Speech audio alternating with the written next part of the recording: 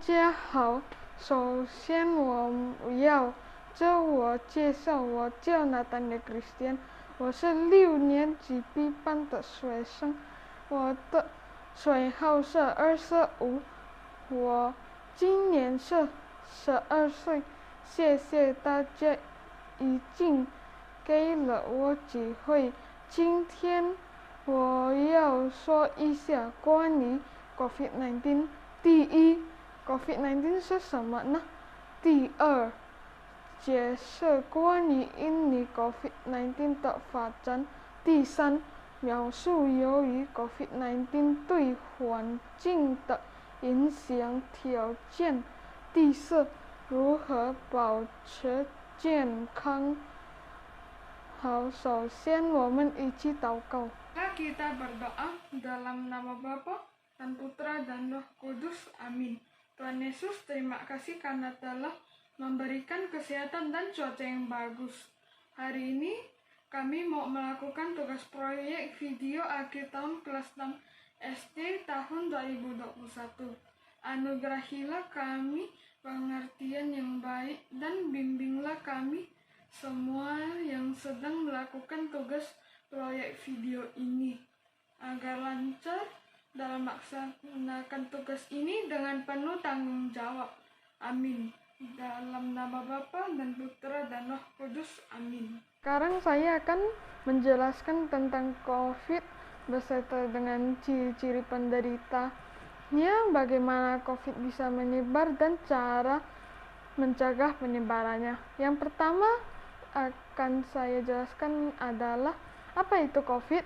COVID adalah penyakit atau virus yang menyerang sistem pernafasan yang pertama kali ditemukan di Cina di kota Wuhan pada tahun 2019 dan pertama kali masuk ke Indonesia pada bulan Maret tahun 2020.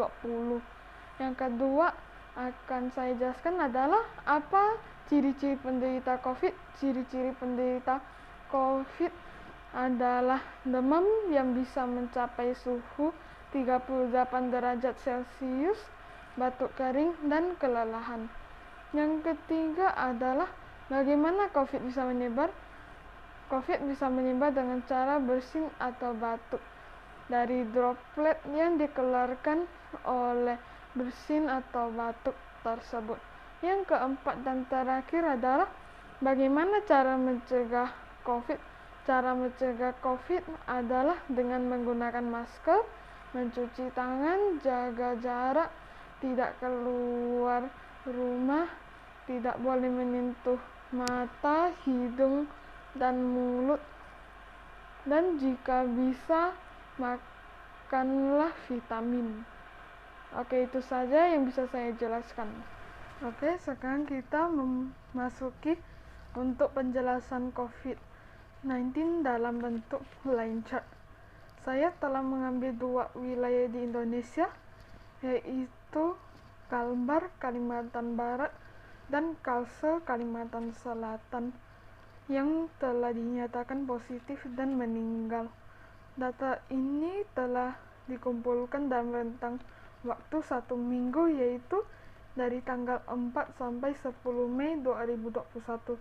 Berikut ini adalah line chart yang sudah saya rangkum dan saya mengambil data tersebut dari beberapa sumber. Ini adalah line chartnya. Di sini untuk yang positif dan meninggal Kalimantan Barat warnanya adalah biru dan coklat.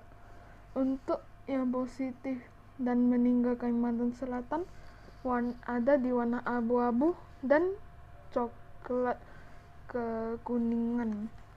Sekarang saya akan membacakan datanya. Pada tanggal 4 di bagian Kalbar ada 117 yang positif dan meninggal berjumlah 0. Untuk Kalimantan Selatan ada 56 orang yang positif dan 5 yang meninggal. Untuk di tanggal 5 tahun 2021 ada 116 yang positif di bagian Kalbar dan 4 yang meninggal. Untuk di bagian Kalimantan Selatan ada 108 yang positif dan 3 yang meninggal. Untuk di tanggal 6 ada 120 yang meninggal di bagian Kalimantan Barat dan 5 yang meninggal. Untuk di Kalimantan Selatan ada 64 yang positif dan 2 yang meninggal. Untuk di tanggal 7 di bagian Kalbar ada 133 yang positif dan 0 untuk meninggal. Di tanggal 7 bagian Kalimantan Selatan ada 114 yang positif dan 1 yang meninggal. Untuk di tanggal 8 di Kalbar ada 74 yang positif dan 0 untuk meninggal.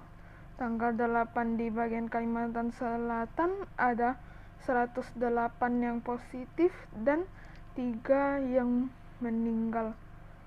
Di tanggal 9 di bagian Kalbar ada 124 yang positif dan 2 yang meninggal. Di bagian Kalimantan Selatan ada 64 yang positif dan 2 yang meninggal. Di tanggal 10 yaitu di hari terakhir yang ada di chart tersebut, di bagian Kalbar ada 87 yang positif dan 2 yang meninggal. Di bagian Kalimantan Selatan ada 22 orang yang telah positif dan 3 telah meninggal. Itu saja penjelasan saya untuk chart ini.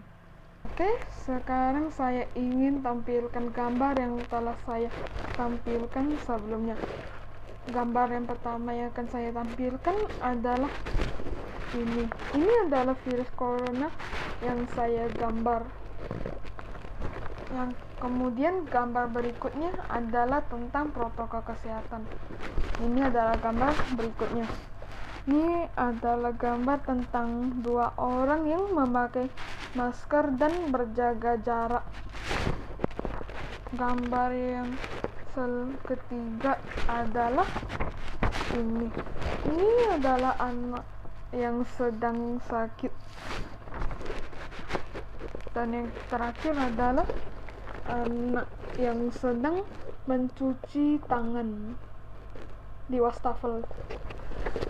Itu saja untuk gambar saya. Ini kita memasuki pokok bahasan, yaitu PPKN dan IPS. Untuk PPKN ada 2 bagian, yaitu pendidikan dan budaya.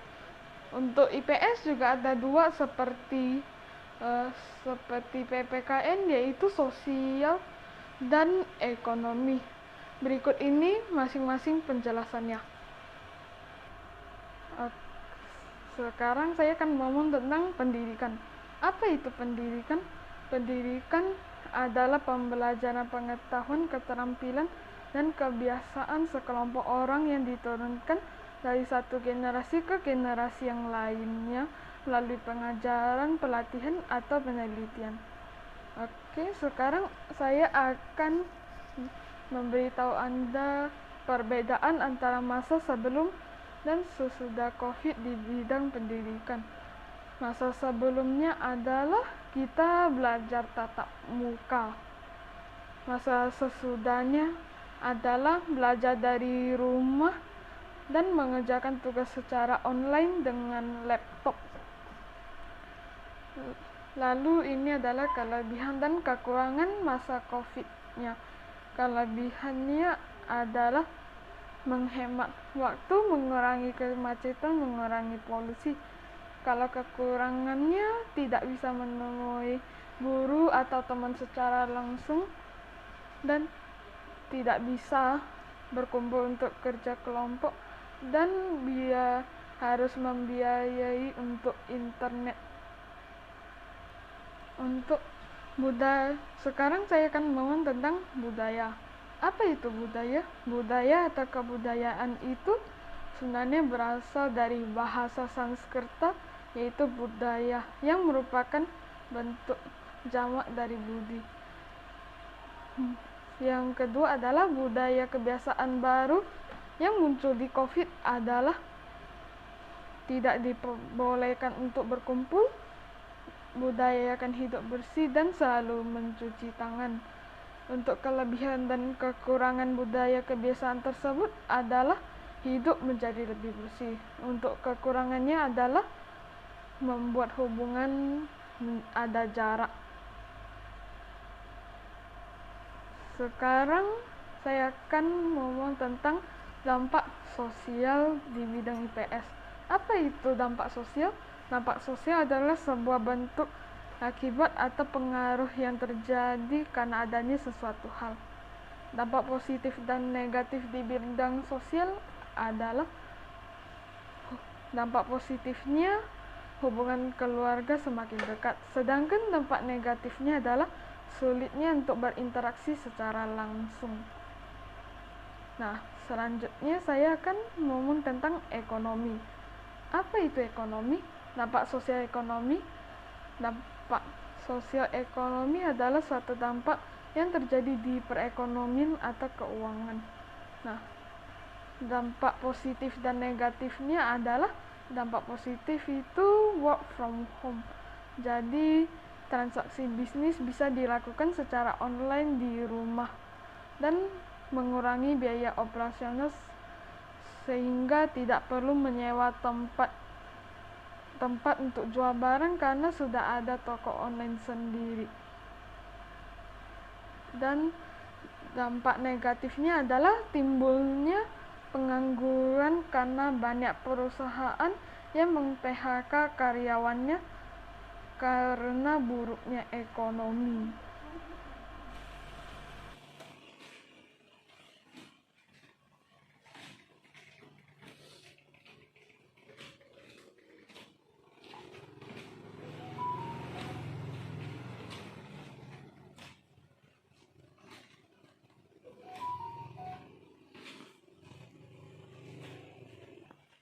Di masa pandemi ini kita membatasi diri untuk kita beraktivitas di luar rumah.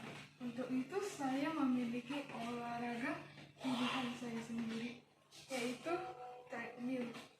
Dengan alasan efisiensi, tidak perlu keluar rumah dan saya bisa melakukan kapanpun. Contoh melakukannya ini adalah saya sedang melakukan treadmill. Manfaat melakukan treadmill adalah melancarkan peredaran darah, membakar kalori untuk mengurangi obesitas. Itu saja yang bisa saya ngomong tentang treadmill ini. Terima kasih. Here is my conclusion. COVID-19 is an infectious disease that attacks the respiratory system. Some of the symptoms are runny nose, asthma, inability to smell, inability to taste, cough, and red eyes. So if you have the symptom, please directly to the hospital. COVID-19 is an infectious disease that can spread through sneeze and cough. So the ways to avoid or to keep ourselves safe from the disease are wearing a mask, wash our hands, don't touch our eyes, nose, and mouth, and social distance, and also do some exercise if possible, get some vitamin. COVID-19 really has impacted our life, economic, social, and education. The example for life is we have to stay at home, work and study from home. The example for economy is there is an economic crisis. Many people